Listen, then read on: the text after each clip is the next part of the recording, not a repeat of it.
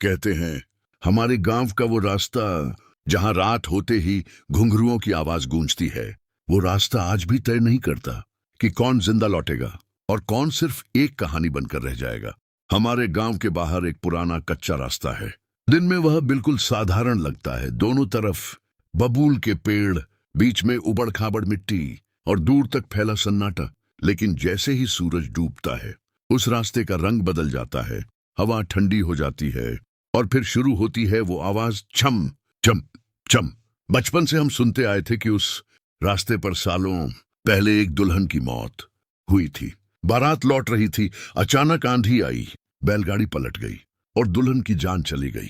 कहते हैं उसकी एक ख्वाहिश अधूरी रह गई थी, वो अपने नए घर की चौखट पार नहीं कर पाई।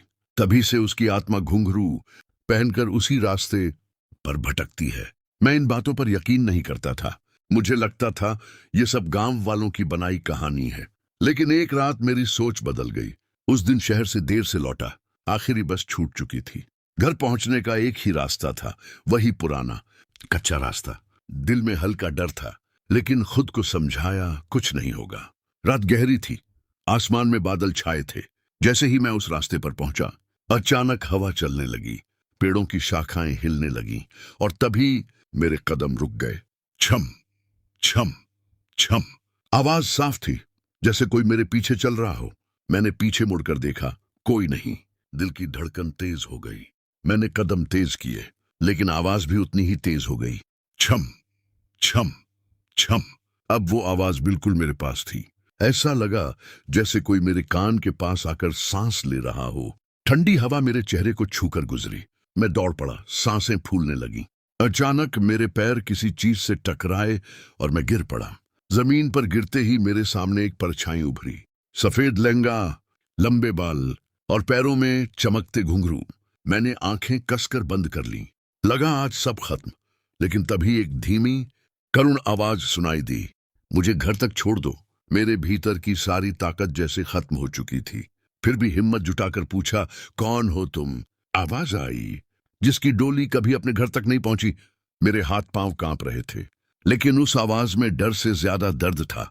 मैंने धीरे धीरे उठकर आगे कदम बढ़ाया। वह परछाई मेरे साथ चलने लगी। घुंघरुओं की आवाज अब डरावनी नहीं लग रही थी, बल्कि अधूरी इच्छा की पुकार लग रही थी। कुछ कदम चलने के बाद अचानक सब शांत हो गया। हवा रुक गई, घुंघरुओं की आवाज भी बंद हो गई। मैंने पीछे मुड़कर देखा, कोई नहीं था, लेकिन जमीन पर एक पुराना टूटा हुआ घुंघरू पड़ा था। मैंने उसे उठाया और बिना पीछे देखे घर की ओर भागा। अगले दिन गांव के बुजुर्गों को सब बताया। उन्होंने कहा, तू पहला नहीं है जिसने उसे देखा है, लेकिन तू पहला है जो जिंदा लौटा है। आज भी जब रात होती है, उस रास्ते से छम छम की आवाज आती है। फर्क सिर्फ इतना है कि अब मुझे डर नहीं लगता। लगता है कोई अब भी अपने घर की चौखट ढूंढ रहा है। तो अगर कभी आप हमारे गांव आए और रात के अंधेरे में उस रास्ते से गुजरे, तो याद रखिएगा, अगर घुंघरुओं की आवाज आपके पीछे आए तो भागना मत, क्योंकि शायद वो आपको डराने नहीं, बस अपने घर तक छोड़ने के लिए बुला रही हो। अगर आपको ऐसी रहस्यमयी और दिल को छू जाने वाली कहानियां पसंद है तो हमारे चैनल को जरूर सब्सक्राइब करें। यहाँ हर कहानी सिर्फ डराने के लिए नहीं होती, कुछ कहानियां अधूरी आत्माओं की आवाज भी होती हैं।